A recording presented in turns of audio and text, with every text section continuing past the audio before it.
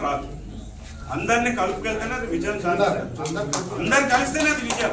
అంతేగాని మీరు వేరే వాళ్ళు అవసరం లేదు అంటే అది కరెక్ట్ కాదు. ఇందాక పెద్దలు చెప్పినట్టు ఈరోజు కార్యకర్త అంతా నలిగిపోతున్నామండి. ఈరోజు 10 నెలలు జూన్ 12 వస్తే 1 year అవుతుంది. ఏ తెలుగుదేశం పార్టీ కార్యకర్త పని అనేది జరుగుతుందండి? ఏ తెలుగుదేశం పార్టీ కార్యకర్త పని జరుగుతుందంటే చెప్పండి, నేను జోహార్ అయిపోతాను. మొన్న జరిగిన అంగన్వాడీలు అంటే ఏమన్నా మనకి వచ్చిందా? ఎవరికి రాలేదు. ఉక్కుంపేట మండల పరిషత్ ఆఫీసులో కానీ ఎక్కడైనా మీకు పనులు జరుగుతుందా? ఎవరికి జరగట్లేదు. ఓపెన్ గా చూడండి మీరు, అలాంటి పరిస్థితి. దాని నుంచి మనం బయటపడవలసిన అవసరం ఉంది.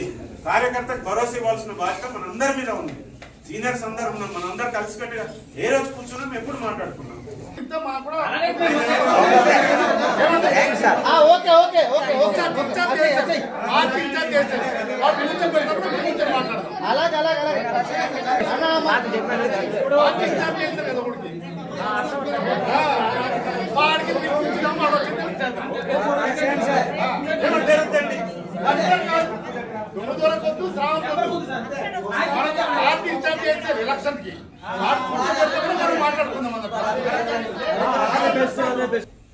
అలా చేసి చాలా మంది సర్పంచులు ఎంపీటీసీలు గెలిచాం. సత్యమాధవ్ గారికి ఎంపీపీగా కూర్చోబెట్టాం. తర్వాత జరిగిన పరిణామాలను మళ్ళా వైసీపీ బలం పుంజుకోవడం రకరకాలు అయిపోయింది. మీరందరూ రండి, యువతరం రండి, కలిసి పనిచేద్దాం సమిష్టిగా. నెక్స్ట్ మేము ఇప్పుడు ఉన్నాం, మేము 3-4 టర్మ్లు అయిపోతుంది.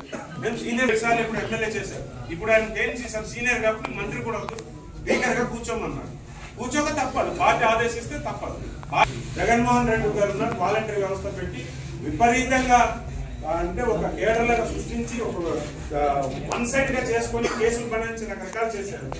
చాలా ఇబ్బందికర పరిస్థితి పెట్టేశారు. ఇప్పుడు చంద్రబాబు నాయుడు గారు మాట్లాడితే పార్టీ కబ్జాల గురించి మాట్లాడితే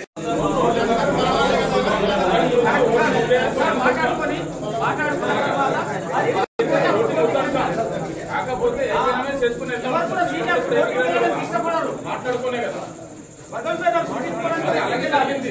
గతంలో అలాగా ఆరోగ్యంగా చేసుకుని వర్గాలుగా చేసుకుని అన్నగారికేమో మరి ఉన్నారు అక్కడ పెద్ద రసం అన్నగారు